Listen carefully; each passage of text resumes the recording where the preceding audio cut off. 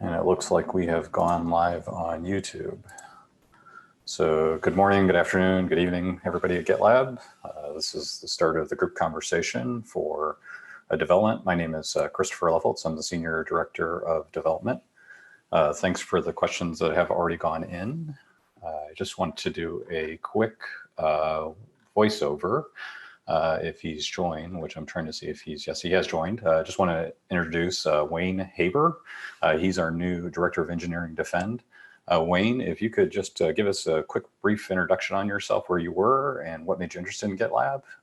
We'd love to hear from you. Hi, everybody. This is Wayne. Happy to be here. Really been impressed as I've tracked the company over time, and was previously at a security company that did security solutions and services, and happy to be working on the Defend set of products and services. Thanks, Wayne. Great.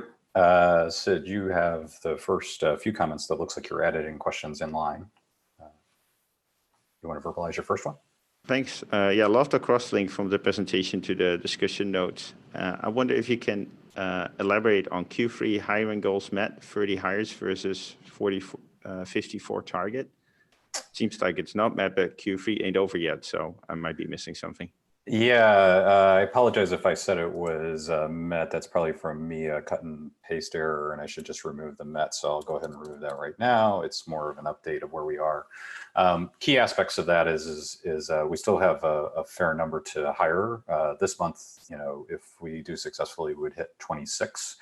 That's not the most we've ever done in a month. We did 29 in July, so I feel like we're still in a good pace and a good movement. Part of the reason for the slowdown is we had a large vacation set a period of time in August. So August was a slow month. We effectively had 11 hires, but this month we already have 2, and we hit 18 in September. So feeling much better about us from a recovery perspective. We had one particular issue on sourcing that we corrected, and that seems to have alleviated the problem from that perspective. Apologies for putting it in there as met. Probably should have said on track, or at least trending in the positive direction. Cool, thanks for that. Sure thing. Olivier, you have the next question? Yeah, was trying to type it at the same time. I'm curious about the OKR about increasing productivity. It might be a silly question, but I'm not sure what yet is used to measure that productivity. To my understanding is that we are using the throughput currently, mostly to track this. And I'm curious if there are some open discussion to have different metrics for that, because when I'm looking at the throughput on my team, I often face a case where I see a lower throughput, but that doesn't mean that the team, the engineering effort is lower, because sometimes we have engineers working on more complex issues or like discoveries, so they are investing time in this, and it's important for the engineering team to invest time on that, but it's not reflected into the metrics. So instead, I was thinking we are starting to use weights in our team, and I was wondering if it would be useful to leverage metrics that reflect the weight of the issue that are closed to measure the productivity of the team. It doesn't show the value we are pushing, so it might be another metrics, but at least it's to me a consistent metric to track the engineering efforts. Yeah, good question. So we've chosen MRs as kind of our baseline for metrics, and actually what Sid likes to refer to as the average MRs or per product team member. Originally, we were counting that as based authors on basically the branch, but we were actually going to move it to actually include basically everybody who's in development, quality, UX, and the product management team effectively in that. And we're working on basically adjusting the metric to reflect that for the average MRs. I like to look at throughput because it gives you a more raw number for a given team, and because you can't necessarily count those product team members You could definitely do it at the stage level, but it's kind of tricky if you try to do it to individual teams from that perspective. So teams looking at throughput and saying, okay, how are we doing associated with that? I think there's some key aspects here that we got to focus on. You're bringing up the weight issues. That's a good one. The other one that we're going to explore is how much actually changes are actually being associated with things. The fundamental question that I have is if you had a lot of things that were taking a long time and weight is can we be more incremental and basically break that up into potentially smaller MRs for useful work associated with that. The other point you bring up is prototypes, which obviously would be work that's not necessarily committed into the code base, but is tried and then failed. We got to account for that and basically adjust to that and make sure that we're not basically seeing too much of that. So I think that's the reason why we don't want to count that associated with it. You had like 5 or 6 questions in there, Olivier. So I'm trying to hit on most of them, but please ask questions, and I can, because this is a good discussion topic in and of itself. Okay, so maybe narrowing down the topic about what's currently under productivity tracking. Is it really about shipping value? Yes, and that's the change that we're making is before we were counting a number of repos that weren't included in what we actually ship, so we're adjusting for that. Quality is included in that as well from the perspective of repos that basically test out the shipping code as well, because we consider that to be part of shipping. But for instance, if we're doing automation around the handbook, that's probably not going to count it in the shipping value associated with this metric. That's the way we think about it from that perspective. Okay. Then I think still we are facing the same issue because again, one MR doesn't value the same as another MR. It's complicated, and I understand the fact that by breaking down into multiple MRs, we are growing this number, but it's really depending on the case by case basis, depending on what type of work you're doing. Like if you're starting from scratch and implementation, obviously you will invest a lot of time, and it's not super easy to break this into 10 merge requests, but it'd still be a valuable. This one merge request could value 10 merge requests in such circumstances, and this doesn't show up in the metrics. Yeah, I think we should probably have a follow-up discussion about it. I'm very curious to understand those aspects where we feel like either can be broken up or things around that. I think there is going to be definitely statistical anomalies that we're going to have in the situation. The question is how do we measure ourselves and how do we make sure that we're working towards that? And if we really feel it's misaligned, then we can propose an alternative. But right now, so far, it's worked pretty effectively. The key aspects that I've been thinking about is automation and then also special projects. As an example, back in June of 2018, we actually had a project where we basically called Bootstrap 4, where we were basically doing some updates to the code base. I wasn't here at the time, but associated with that work, there was a pretty big spike in MRs associated with that. Well, that's a good example where we're doing some turning over the code, which is a different experience from that perspective. So from an anomaly perspective, we're definitely going to see some of those. And it's definitely a stack of cards in regards to the complexity of different situations that come up can actually be dominant factors associated with it. But at the end of the day, we still need to show that we're improving and that we're getting the best utilization out of everyone in the team. So from that perspective, a lot of these issues balance themselves out.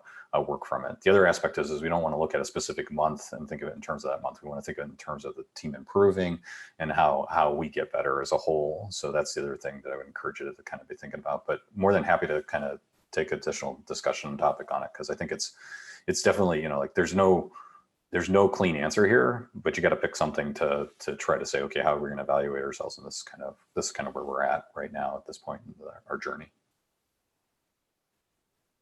Okay, thanks.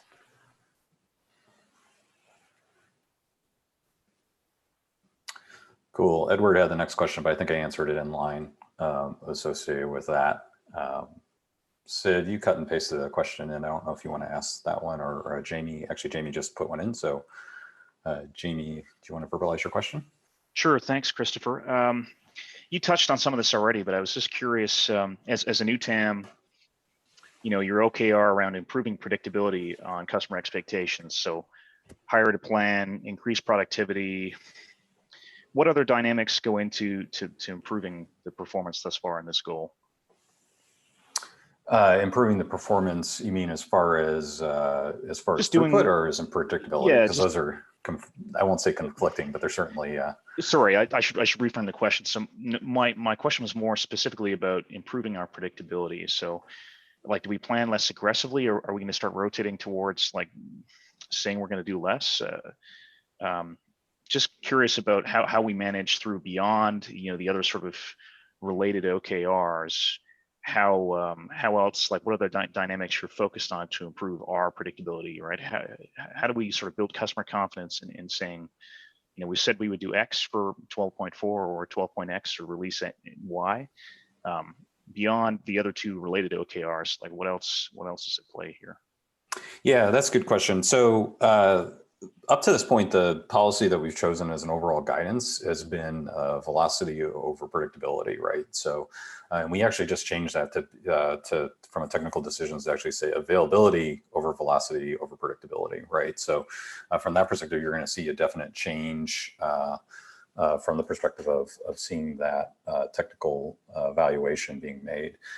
One aspect that's we've been given feedback on is that customers have definitely seen cases where they see things adjusting out, because if you're going to choose that model, things are going to adjust out at times. And by times, I mean, in a fairly consistent percentage just from a numbers perspective, right? One of the things that we've thought that should help alleviate that is just for anything that we've committed to customers or we've have specific concerns around, we have the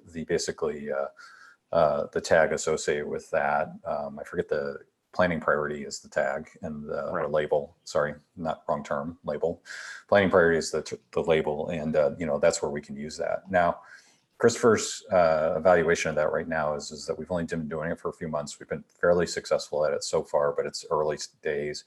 I don't want to see that turn into 80% of the things that we're trying to deliver. If that turns into 80%, then we are definitely moving to predictability over velocity associated with that. So the key aspect is getting feedback on that and seeing whether that's helping with the discussions, both with customers and other expectations around it.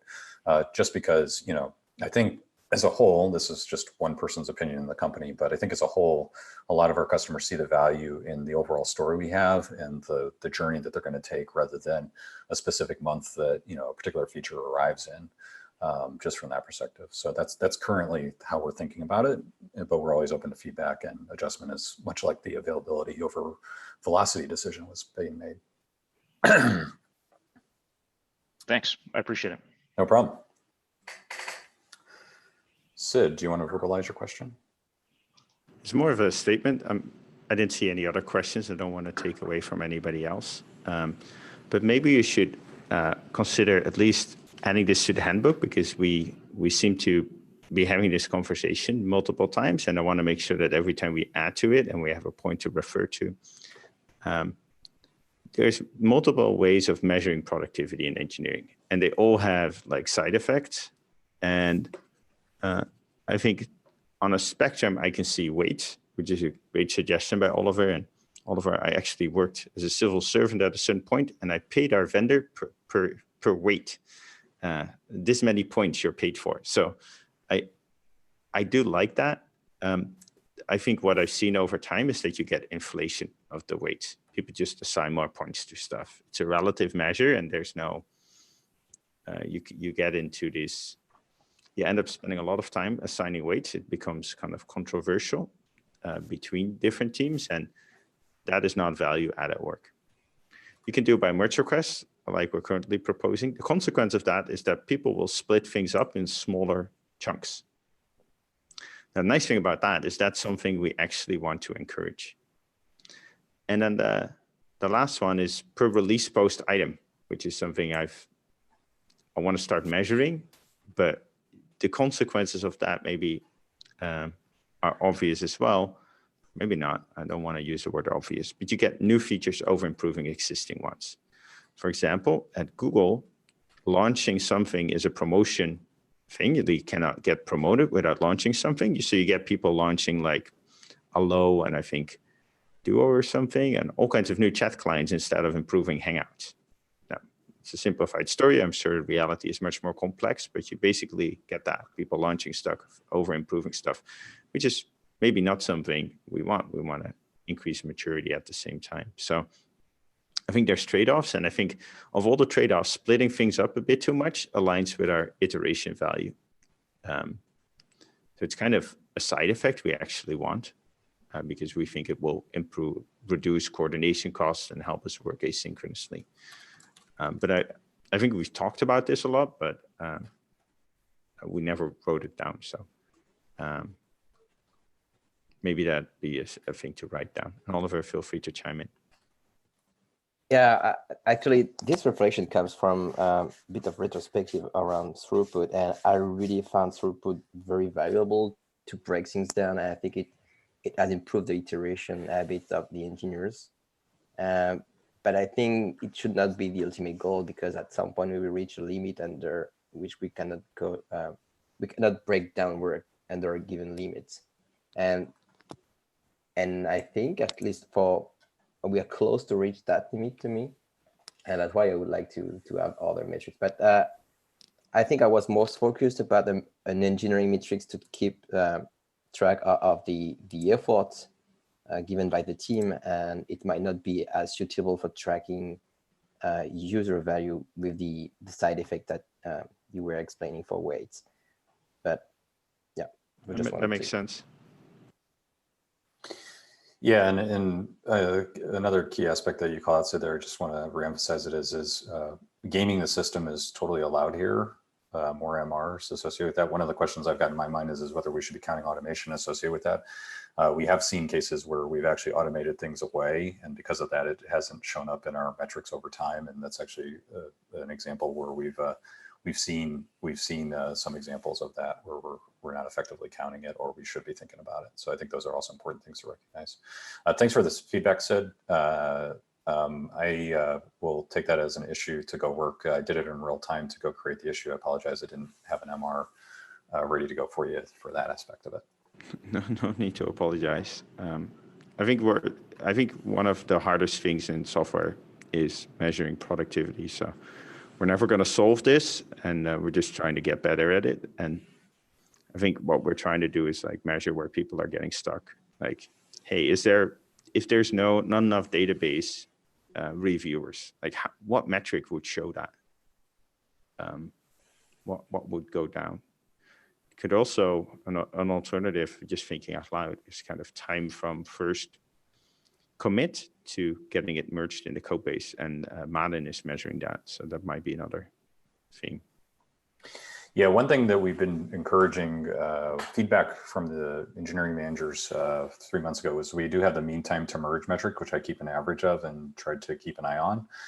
One aspect that we haven't been as focused on is trying to get that down, in particular because we're encouraging people to open their MRs as early as possible. So the question would be is if you have somebody who's new and you have basically a learning curve associated with things, do you want them to wait and do it out in the corner, or do you want them to open an MR right away? And the answer is you want them to open an MR right away. So from that perspective, it's a balancing act there a little bit. From that can we measure time from first commit in that MR to the MR getting merged instead of measuring time from MR open to MR closed? We need to get the events table. That's one of the aspects that we need to start working on is basically pulling in additional information to really be able to break up the life cycle of an MR and issues as well from that perspective. Yeah, that'd be great. Cool. I'm going to proceed to the next question. Unless Virginia, did you want to verbalize yours? What you're typing? Yes. Or sorry. Christy? Yes. This is what we're kind of start working with productivity analytics, because we have obviously we're very early on, but we have the first chart in the app, which is meant to be basically the time to merge. And how many merge requests took how many days. It's not a histogram yet, and it's a bar chart, so it's kind of difficult to read. But we've also worked actually on breaking down at least some of the events and aggregating those. So you have their time from first commit until first comment, time from first comment until last commit, which is usually big portion of the MRs is the review time, and then time from last commit until deployment. But I would love to get feedback on that and how we can obviously expand with more general productivity metrics, but more as well from actual where our bottlenecks, because just having like a number of MRs when, as Sid was saying, it might be just the fact that we actually have very few database reviewers, and because of this, that our MRs are taking very long time to merge, it might not be a fair metric to engineers. So I would love to get feedback and to have people work with me in terms of what's fair and what's not fair, and what are some of the metrics, and what is some of the information as well that we would like to surface, even if it does not have an opinion at the start. Sounds great. And I know we have a calendar discussion, I think for early next week around that. So if anybody else is interested, please let us know. Awesome, thank you. Thomas, you have question number 7. Yes. Okay. So related to throughput, we've heard for a long time that gaming the system is encouraged and expected. Are there other metrics where we should be encouraging gaming the system more than we are? Yeah. So the one that comes to mind is availability. Right. So like, you know, the key aspect I would think of here is how are we making sure that we're actually becoming a more available system, and how are we actually effectively working system? So if there are ways that we can basically think in terms of that, particularly around the definition of done, I would definitely encourage that aspect of it. One other aspect that I've been looking at is actually how many comments. I did a little bit of a brief analysis last week of how many comments were being made. I didn't necessarily come to any summarizing of that, but one thing that I do wonder is whether or not we have certain threads where it tends to linger, where we tend to argue a fair amount on various points. And I wonder if we're wasting time associated with that. So, you know, if there was another place where I would be gaming the system is you know, as a reviewer, you should be thorough and you should make sure that our definition of done is being met. But if you're starting to get into the more esoteric nature of code development and thought process, you know, should we be gaming the system to basically say, nah, that's something that's not appropriate here. The other aspect is just keeping iteration in mind from that perspective. So, but you know, to answer your question specifically, I can't think of anything off the top of my head where I'm going to say game the system from a metrics perspective. So, you know, probably from a day-to-day, if you followed me around, you might be able to see other ones. I'm just it's none's coming readily to mind right now.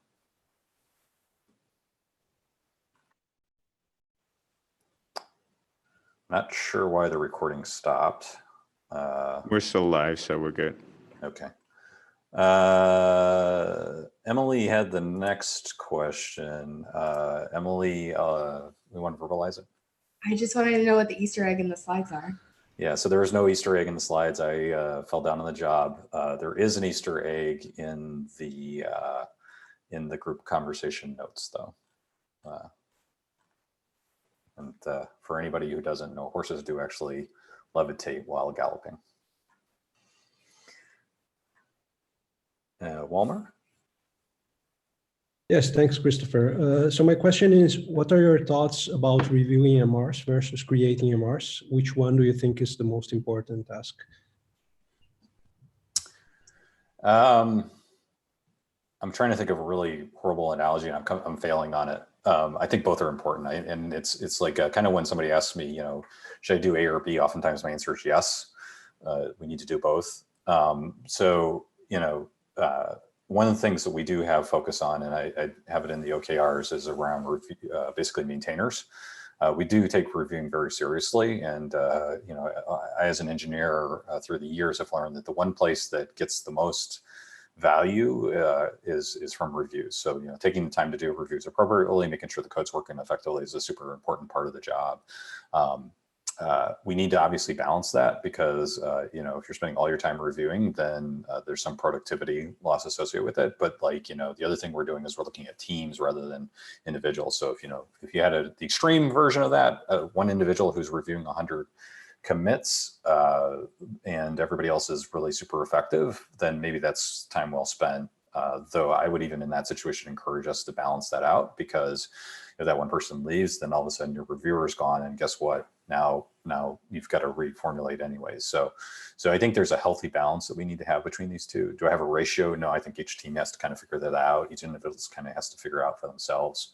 But I kind of view it as like, do I drink water or eat food? I need to do both in a given day. I can't live without one or the other. It makes sense. Thanks. Cool. We are at time, and I think I've gotten through all the questions for today. So I want to thank everybody for this time. Thanks for attending and making this a great group conversation. Thank you, everybody.